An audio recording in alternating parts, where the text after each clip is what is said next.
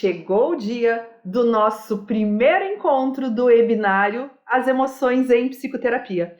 Estou muito feliz com a tua presença aqui e espero que você saia desses nossos 4 encontros com muito mais recursos para trabalhar com o seu paciente.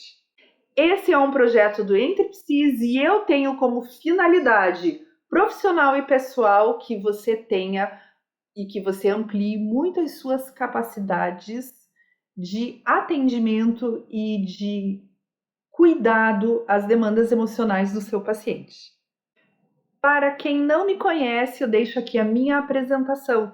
Muitas pessoas que estão aqui nesse webinário, que me assistem, já foram meus alunos, né? Tanto na graduação ou na pós-graduação, ou me conhecem das palestras, né? Diferentes workshops que eu já dei até hoje em todo o Brasil. Para quem não me conhece, para quem me conhece apenas aqui do Instagram, do Entre Psis, né, que é um lugar que agora muitas pessoas estão vindo, estão chegando, né, eu estou conhecendo, para essas pessoas eu também vou me apresentar, porque acredito que seja muito estranho, né, vejo uma pessoa na internet, talvez via divulgação do nosso webinário e fui lá ver o que ela tem para me falar, né, o que eu tenho na minha vida que me possibilita ocupar esse espaço que estou aqui hoje para falar. Eu tenho uma trajetória na psicologia clínica. Trabalho com a psicologia clínica já há 20 anos, mais de 20 anos.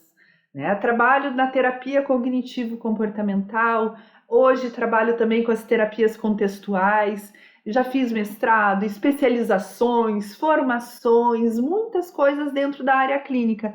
E também já dei bastante aula e dou bastante aula na minha vida. Por quê?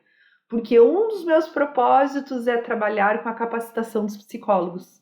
Então, se você aí, psicólogo, ficar realizado com a sua profissão, provavelmente você vai prestar um bom atendimento. E com isso você vai possibilitar também que mais pessoas tenham uma vida mais plena e uma vida mais saudável. Então esse é o meu objetivo no trabalho com os psicólogos. É uma paixão que eu tenho há muitos anos, né? Há muitos anos eu adoro trabalhar com formação de psicólogos, de tentar trazer vocês para essa profissão, mas de uma forma profunda, consistente, mas também leve, né? E respeitando todas as nossas dimensões de vida. Então, esse webinário ele vai muito ao encontro desse meu objetivo. O meu currículo, eu tenho ele, né? É só vocês acessarem ali o Entre Psis. Ele é um currículo bem extenso, né? Mas eu digo para vocês que por mais que eu tenha feito muitos cursos na minha vida, o que me possibilitou e o que me torna uma boa terapeuta é a abertura para aprender diariamente, para aprender e para me transformar. E a questão das emoções está dentro disso. Isso foi algo que eu aprendi durante a minha vida a trabalhar com as emoções do consultório e a trabalhar com as minhas próprias emoções. Há um histórico da nossa relação com as emoções. E esse histórico ele perpassa diretamente toda a teoria que eu vou colocar aqui para vocês nesses nossos encontros. Então, vamos lá, me acompanha que temos muitas coisas para ver nesse nosso primeiro encontro. E o que nós teremos nesse nosso primeiro encontro? Eu coloquei 2 questões. Dá uma espiadinha aqui do ladinho, dá uma espiadinha ali. Quem é essa pessoa que está sentada na nossa poltrona? Quem é esse paciente? Que história que esse paciente traz até o momento que ele senta na frente de vocês? Claro que aqui a gente tem uma diferença enorme de paciente para paciente, mas o objetivo desse curso aqui é que você se pergunte qual é a relação que esse paciente estabeleceu com as emoções dele no decorrer da sua vida. Porque essa relação estará diretamente ligada ao funcionamento do paciente na sua sessão, o funcionamento dele com você e o funcionamento dele em todas as outras dimensões de vida que ele tem.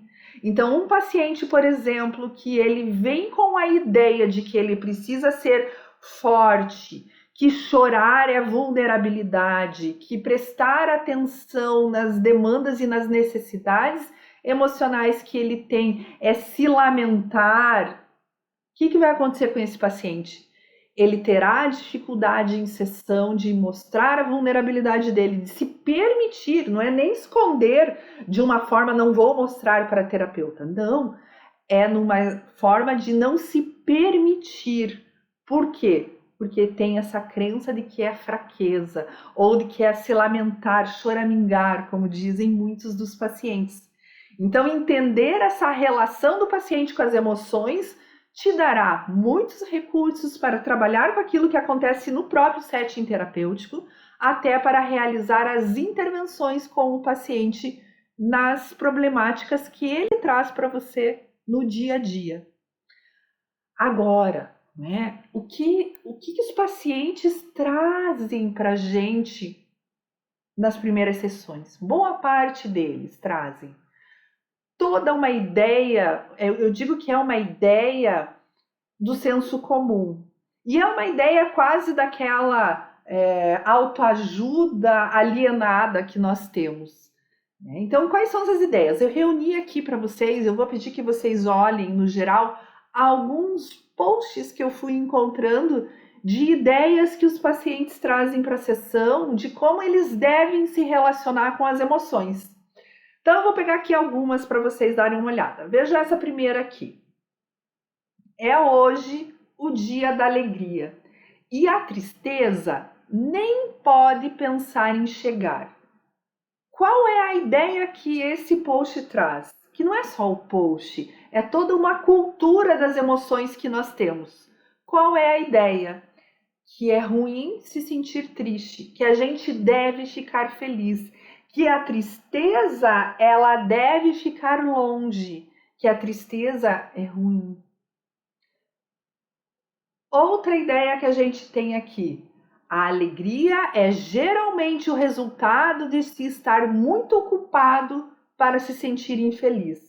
Ou seja, aquela ideia de que eu preciso estar fazendo coisas, eu preciso estar ocupada, eu não posso parar e me sentir triste ou me sentir entediado. Eu tenho que me ocupar para isso. Então, se eu sinto uma tristeza, ou o paciente sente uma tristeza, ele nem acessa essa tristeza. Eu preciso me ocupar, eu preciso fazer coisas. Aqui reforça mais ainda a ideia de que a gente não deve sentir as emoções desagradáveis, que isso é errado. Aqui eu tenho uma outra frase que é fantástica para explicar isso. E que é algo que a gente vê e que as meninas principalmente, né, que escutaram mais isso, talvez na minha geração, não sei na de vocês, eles se casaram e viveram felizes para sempre. Então, a finalização da história está relacionada com o quê? Ser feliz e ser feliz para sempre. Isso acaba sendo uma meta, isso acaba sendo um objetivo, mas um objetivo irreal, impossível da gente alcançar. Outra frase, essa eu digo que ela é bem cruel. Uma dica: nunca termine o dia com raiva de alguém. Afinal, nunca se sabe quando o coração dela pode parar de bater. Nossa, né? Que feio que é sentir raiva. Eu não posso sentir a raiva. Então, a nossa cultura, ela diz o quê? Não sinta as emoções desagradáveis. Isso é errado. Nós não devemos senti-las. E elas vão ficando cada vez mais aversivas. E sentir uma emoção desagradável quer dizer que tem algo de errado acontecendo. E é esse o paciente com essas ideias que vai chegar na sua primeira consulta, vai sentar na sua frente e vai dizer o quê? O meu objetivo de terapia é ser feliz. O meu objetivo de terapia é não sentir mais ansiedade. O meu objetivo de terapia é sentir alegria. O meu objetivo de terapia é não sentir angústia mais. É não ter raiva. E estes nós vamos ver nos nossos encontros que não são possíveis, objetivos possíveis de serem alcançados. Então, nesse funcionamento, os pacientes eles vão chegar com 4 mitos. 4. Né? Coloquei aqui 4 para a gente resumir um pouquinho, mas 4 mitos que os pacientes trazem com vocês, né? E que vai aparecer tanto naquilo que o paciente vai sentir, vai almejar em terapia, enquanto objetivos terapêuticos, como que vai perpassar as experiências que o paciente tem fora do consultório. Quais são, então, esses mitos? Vamos ver aqui. O mito 1. A felicidade é o estado natural de todo ser humano. Não é. Nós não somos programados. A nossa organização neuropsicológica não é uma organização para estar em estado feliz. Porque o que acontece? Vamos pensar que nós somos seres humanos que hoje temos um equipamento para lidar com um tipo de complexidade. Mas esse nosso equipamento, o nosso cérebro e todo o nosso sistema neurológico, é um equipamento que foi feito para viver num outro ambiente de milhares de anos atrás. Então, o que aconteceria com um ser humano feliz lá na pré-história ou lá nos primórdios da humanidade? O que aconteceria? Primeiro, vamos entender que um ser humano feliz é aquele que está lá, distraído, ele está relaxado, ele não está atento aos perigos. O que vai acontecer com esse ser humano? Uau, vai ser comido por um leão no mínimo. Entendem? Então, a nossa organização neurológica ela não é feita para estar em um estado de felicidade. Muito pelo contrário. Eu tenho uma professora minha que uma vez ela disse assim, nós somos uma geração que herdou o quê? Herdou o medo. Porque quem sobreviveu eram as pessoas mais medrosas. Então, nós somos filhos e heranças de medrosos. Né? Então, aqueles que tinham mais medo, aqueles que estavam mais preocupados, mais atentos à sobrevivência, foram esses que sobreviveram. Então, nós somos frutos destes sobreviventes. Então, o medo, a ansiedade, sim, ela está aí muito presente. Mas o que eu quero que vocês entendam aqui, até que a gente possa explicar para os nossos pacientes, é que o nosso equipamento é um equipamento feito para sobreviver. E sobreviver num ambiente que lá atrás era um ambiente que tinha perigos muito reais e muito práticos. Que era o quê? Tempestades, animais ferozes, altura, água, riscos de sobrevivência muito físicos. E depois que a gente desenvolve a linguagem, a gente começa a criar outros perigos, né? Outros perigos que estão até no futuro, outros perigos que vêm através de um processo de linguagem. Né? Então, isso é um mito, que nós somos, o nosso estado natural é para ser feliz. E é muito importante o paciente entender que não, que por isso que nós vamos ter muitas reações que são filogenéticas, que são reações de prontidão para a sobrevivência. E é aqui que a gente precisa fazer uma desfusão desse processo. Entender que muitas vezes nós vamos estar num estado de medo, né? Mas provocado muitas vezes pelo que nós estamos pensando e interpretando, mas que a nossa reação é como se fosse um medo real e que o nosso equipamento físico ele vai reagir desta forma. Então, o paciente começar a entender que isso é um mito, que a felicidade é um estado natural, é quase que uma libertação, mas além disso, possibilita que o paciente faça essa desfusão, que é o quê?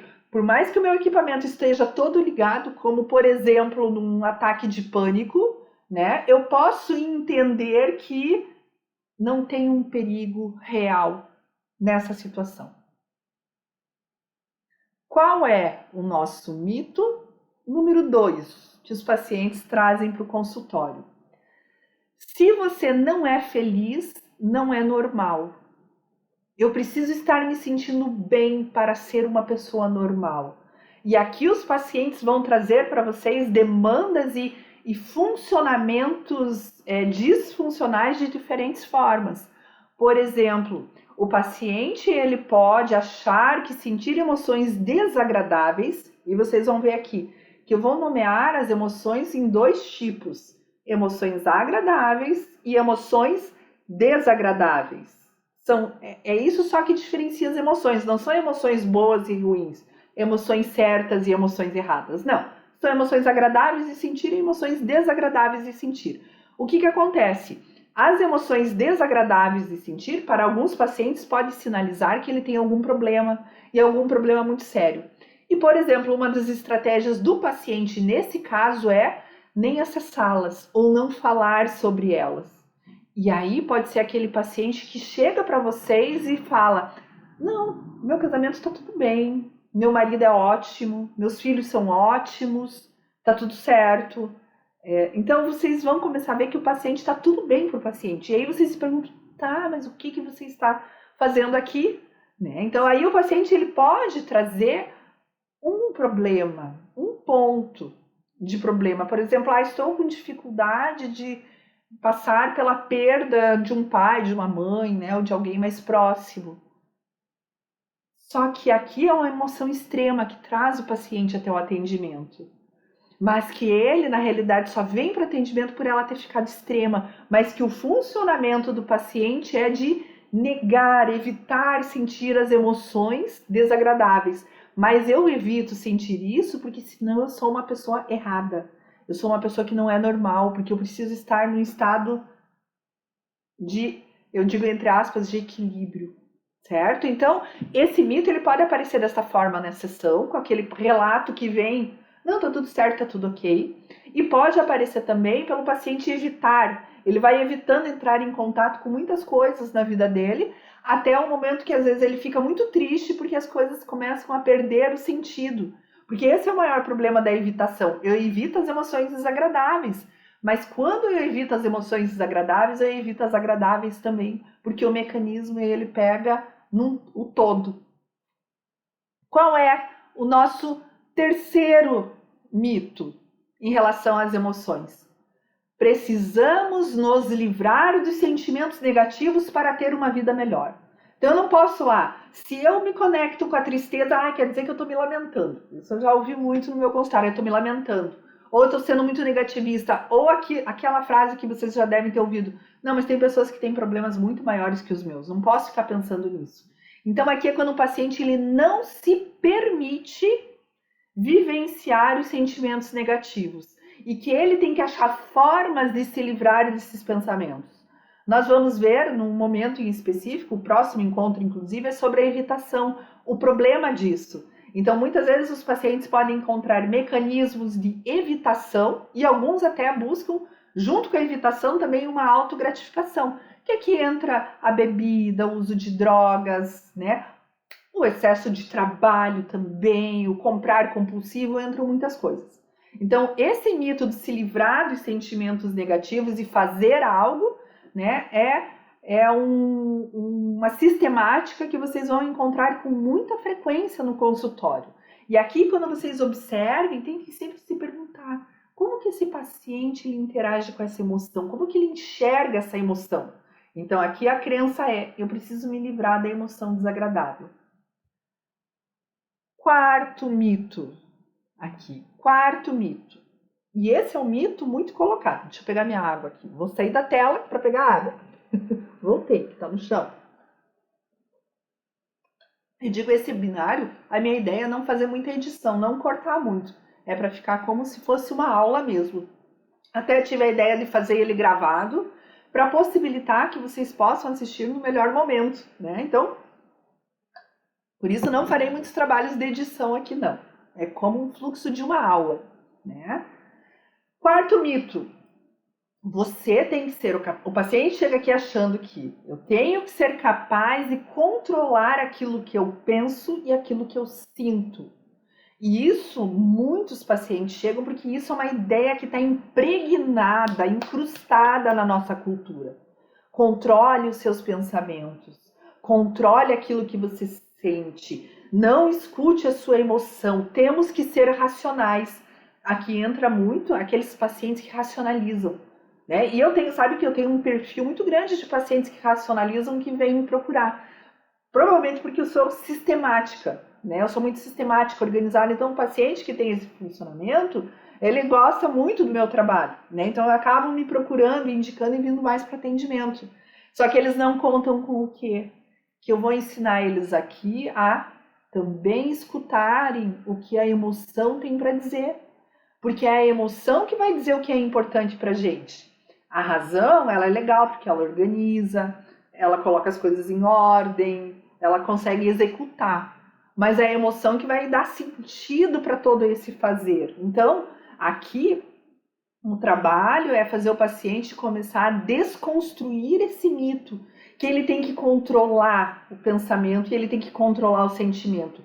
Porque até o próximo encontro a gente vai falar disso. Quanto mais ele tenta controlar, por exemplo, uma emoção ou controlar aquele sentimento, mais preso ele fica naquilo, né? Então, é como a armadilha chinesa, que eu vou mostrar para vocês depois. Não, vou mostrar agora.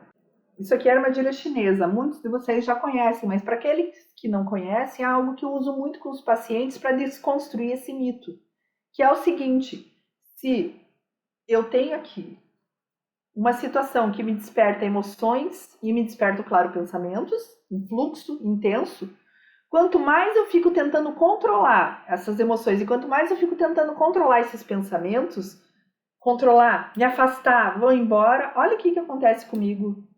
Quanto mais força eu faço para controlar tudo isso, mais presa eu fico nesses sentimentos e nesses pensamentos. Então, não é uma relação de controle que a gente precisa desenvolver com as emoções e com os pensamentos. É uma outra relação de aprender a escutá-los, aceitá-los e deixá-los fluir, deixá-los passar. Então, esse é um dos processos mais difíceis que a gente faz com os pacientes, que, por exemplo, a ACT, quem trabalha com ACT, né, é boa parte da estrutura do trabalho com ACT, mas quem não trabalha, também a gente tem as outras modalidades de terapia que usam o mindfulness, ou a terapia do esquema emocional também, acaba fazendo uma intervenção muito específica nesse mito. Mas independente de qual abordagem que vocês utilizam, de alguma forma, todas as abordagens têm condições de fazer com que o paciente desconstrua esse mito. E aí aqui é muito importante agora a gente entender o que é a emoção, para que serve a emoção, né?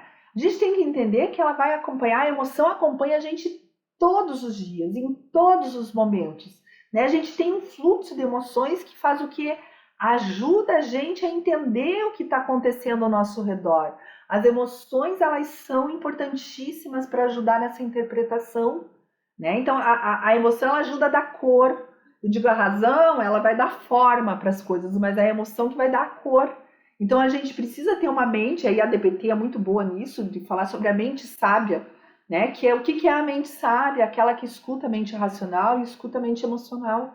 Então, a emoção é algo importante para a gente conseguir dar sentido, para a gente entender quando tem um perigo, quando está faltando alguma coisa, a emoção que vai ajudar a gente a organizar a nossa vida também. E essa palavra emoção, da onde vem essa palavra? Ela vem da palavra em latim emovere, que diz o quê? Movimento para fora, colocar para fora. Então, emoção para fora, é movimento. A emoção é ótima para fazer a gente se movimentar. Ela é ótima nem que seja na reflexão ou no movimento físico mesmo, né? Então, a emoção, ela diz movimento, né? Então, não é à toa que a gente tem as falas do senso comum: não segure a emoção, não tranque a emoção, não guarde a emoção. A gente precisa saber dar movimento para essa emoção. E ensinar os nossos pacientes também a dar movimento para a emoção.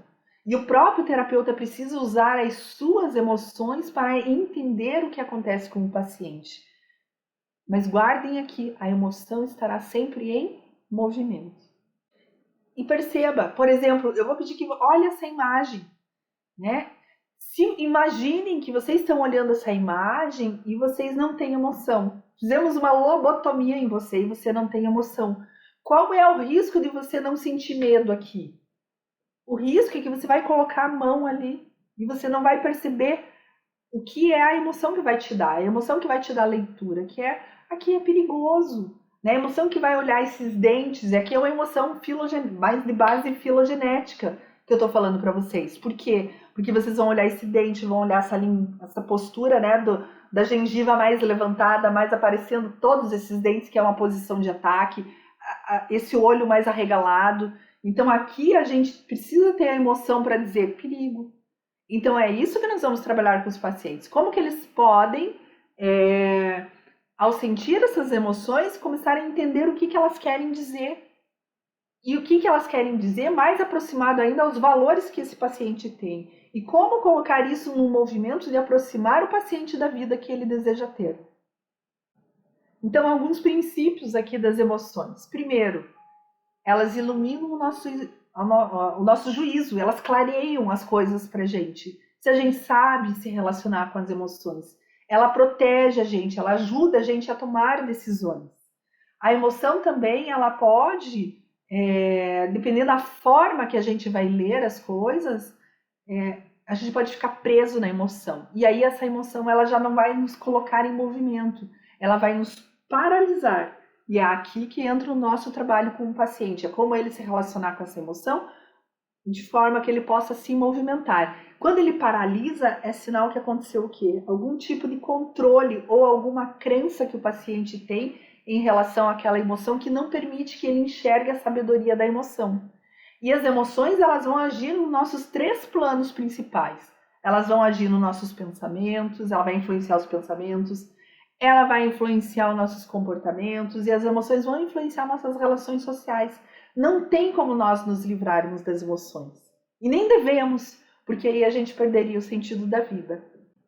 Então, aqui, resumindo o que a gente viu até agora, né? 3 coisas que é importante o paciente de vocês e nós mesmos entendermos. Primeiro, que não existe emoção boa ou ruim, né? Então, se um paciente está na frente de vocês, ele se mobiliza ou ele fala, não, eu tenho vergonha do que eu sinto, eu não deveria sentir isso. É o momento da gente psicoeducar o paciente e explicar que não existe emoção certa, errada, boa ou ruim, e que existe emoção agradável e desagradável, e que não é errado sentir, né? Que a gente não tem controle desse sentimento. O que a gente vai ter mais controle é da nossa ação, mas o que não é errado a gente sentir. E que aí a gente precisa desenvolver habilidades, né? Para a gente conseguir se comportar de uma forma que aproxime a gente da vida que a gente deseja ter, mesmo não se sentindo com uma coerência, e depois de ter ver o perfeccionismo emocional, com aquela ação.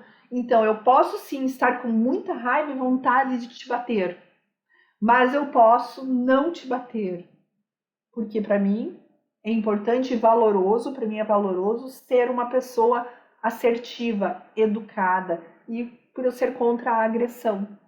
Entende? Então, os pacientes eles chegam aqui querendo essa congruência. Eu preciso decidir com segurança. Mas não, eu posso decidir, mesmo me sentindo insegura.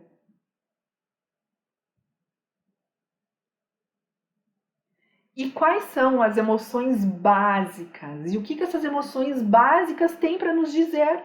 Eu vou começar apenas com elas, porque não tenho como colocar todas as emoções aqui, senão fica muito extenso.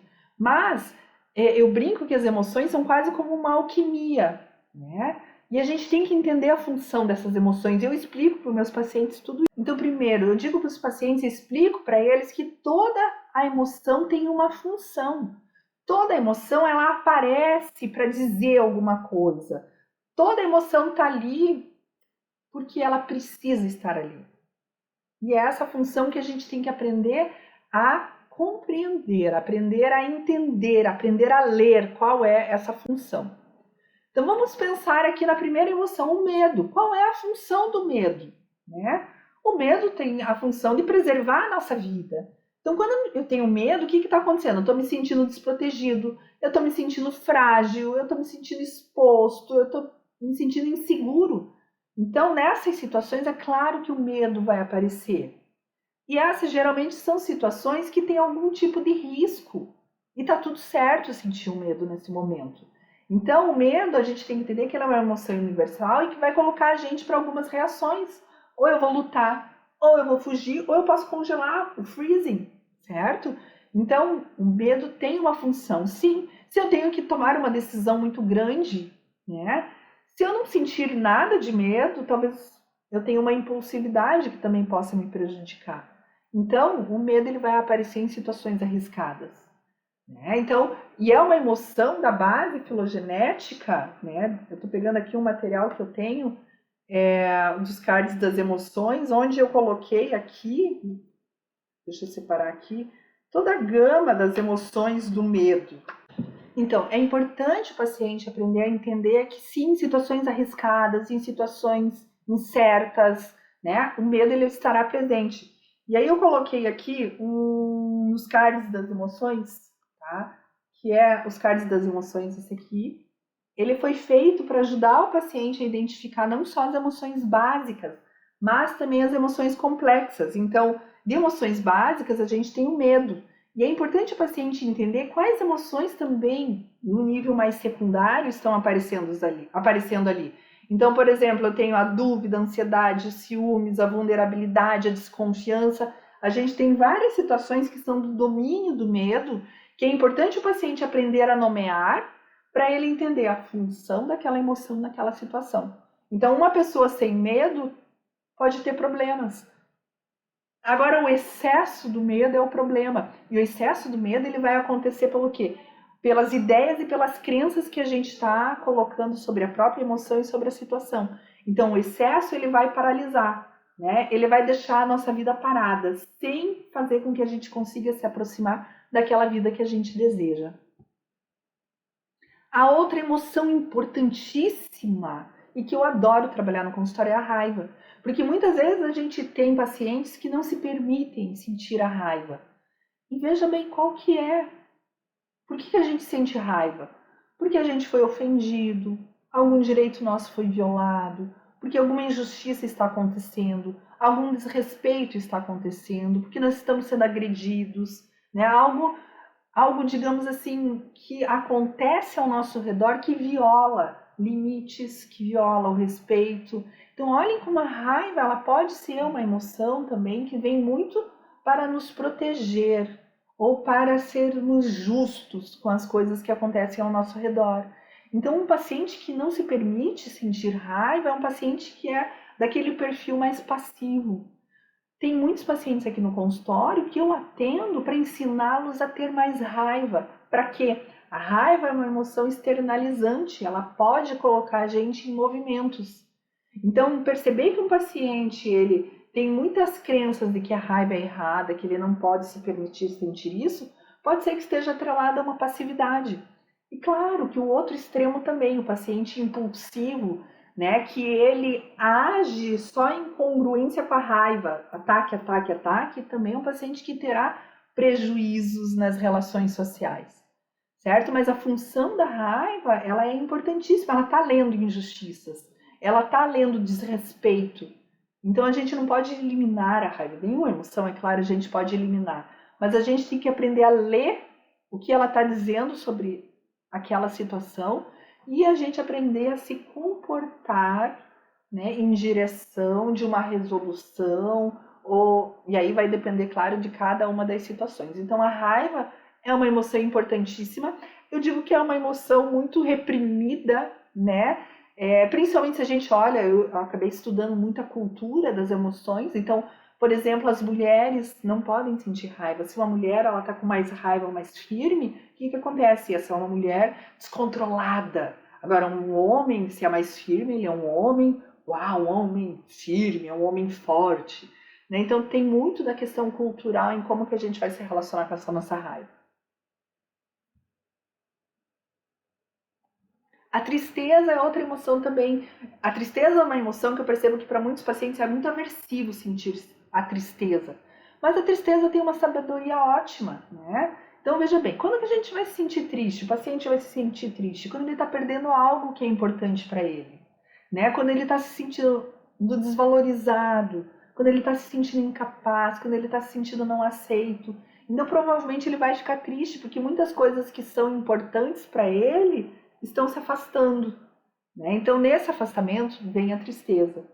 Agora, a sabedoria da emoção é essa, da tristeza. O que na minha vida eu preciso organizar? Que ajustes eu preciso fazer na minha vida para estar mais próximo daquilo que é importante para mim? Então, a tristeza ela é uma emoção mais internalizante, ela traz muitas reflexões, mas aí, claro, ela precisa do movimento, né? Ela precisa entrar em algum tipo de movimento. É claro que aqui vai ser muito específico do paciente para paciente, Mas aqui é uma das emoções mais aversivas que eu percebo no consultório, das emoções básicas. Então é importante o paciente entender, né, se a emoção básica que ele sente, né, a primária é a tristeza, e aí verificar quais são as emoções secundárias que têm a ver com isso. Aqui nos cards eu acabo trazendo para o paciente várias opções, desde angústia, saudade, desespero, tédio, solidão, desesperança, tristeza, desânimo. A gente tem várias emoções que estão nesse domínio da tristeza. E olhar para cada uma delas é poder olhar de forma aberta, mas entender o que está faltando, do que é importante que a gente está se afastando e como que a gente pode se movimentar diante daquela situação para se aproximar dos nossos valores. Então, o excesso da tristeza, ou seja, essa tristeza, o excesso não, ela paralisa a gente quando a gente fica muito tempo nela e começa a não entrar mais em movimento na nossa vida. Então, agora, ou que a gente mergulhe nela e fique só ruminando os pensamentos, né, e potencializando o sentimento de culpa, de incapacidade, né? Então aqui é quando a gente paralisa. Mas o trabalho com o paciente é dele começar a perceber o contexto e a importância de sentir essa tristeza, mas como se movimentar aí a partir da sabedoria que ela está trazendo para a gente. A alegria também tem sua função, né? A alegria, ela entra nesse nosso rol das emoções, mas dentro daquelas emoções que são mais agradáveis. Então, a alegria, ela é uma emoção que vai dizer que eu estou me sentindo bem, que eu estou satisfeito, prestigiado, valorizado, acolhido, né? Então, a alegria, ela é uma emoção muito importante, muito prazerosa, né? E o que acontece com ela? Ela ajuda a gente a ter uma vida mais saudável, né? Entre essa distribuição das emoções agradáveis e desagradáveis. O problema da alegria é quando o paciente ele apenas deseja ter essa emoção agradável, que ele apenas quer se sentir nesse estado. Então aí a gente tem um problema, né? Então a alegria, ela depende muito de uma situação, ela depende muito do momento que a gente está, mas ela estará mais no rol das emoções, então, agradáveis da gente sentir. O nojo é importantíssimo. O nojo, ela vem na função de sobrevivência, né? O nojo, sentir esse nojo, esse ui, que ruim, ui, essa versão, né? Tem várias emoções dentro do leque do nojo. Inclusive, o nojo é uma das cartinhas com a arte que eu mais gostei dos cards das emoções. Eu vou colocar aqui, espero que vocês consigam ver, né? É uma das emoções que eu mais gostei, que eu acho que aqui a pessoa que fez os cards para mim, ela pegou muito bem, né? Então, o nojo, ela tem uma questão muito de sobrevivência. O nojo, ele pode estar dentro de alguns transtornos psicológicos também, como o toque, por exemplo, né? Então, o nojo, ela tem uma função de sobrevivência. O amor, né? Dentro das emoções mais agradáveis que a gente tem, o amor tem a função do quê?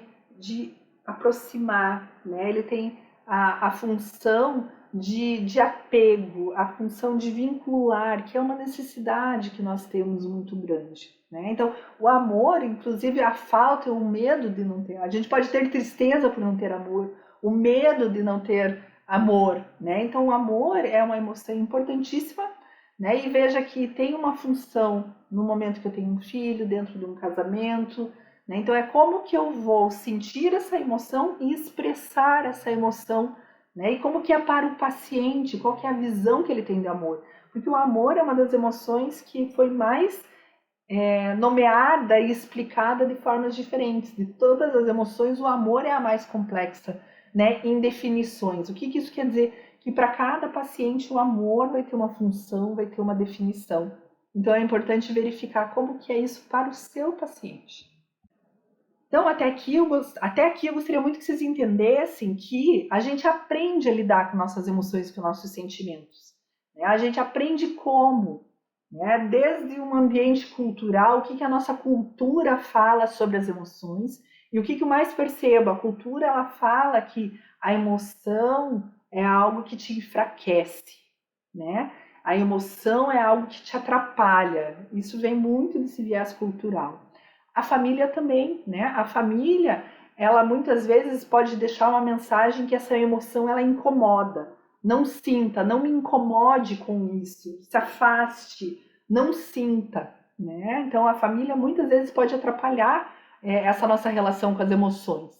E as experiências que a gente tem depois também, desde as experiências do colégio, desde as experiências de outros relacionamentos amorosos que a gente tem, né? Essas outras experiências também vão consolidando muitas vezes as crenças que a gente desenvolveu, né, na nossa família, pela cultura, né, sobre as emoções. É importante vocês avaliarem isso com o paciente de vocês. Como avaliar isso? Por exemplo, tentem perceber o momento que o paciente ele chora. Ele chora e já viram isso? O paciente chora e fala, ai não, desculpa por chorar. Olhem só que beleza que tem isso. Beleza, eu digo no sentido da riqueza de dados. Vamos conhecer como que esse paciente entende a tristeza e a vulnerabilidade, como que ele aprendeu a pedir desculpa por chorar.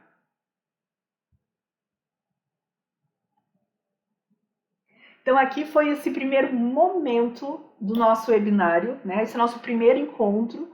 Entre nossos encontros eu vou mandando materiais para vocês no nosso Telegram. Então quem não entrou no Telegram, entre, vou colocar o link de novo aqui embaixo para vocês entrarem no Telegram, que muitos dos materiais eles vão chegar por lá, certo? Então, espero que vocês tenham gostado. Deixe os comentários aqui embaixo, dúvidas, comentários, observações, porque tem um espaço aqui especial para isso. Eu vou interagir com vocês nesses comentários que vocês forem colocando aqui ou nas dúvidas que vocês forem colocando. Certo, pessoal? Então, sejam muito bem-vindos ao nosso webinário As Emoções em Psicoterapia e até o nosso segundo encontro.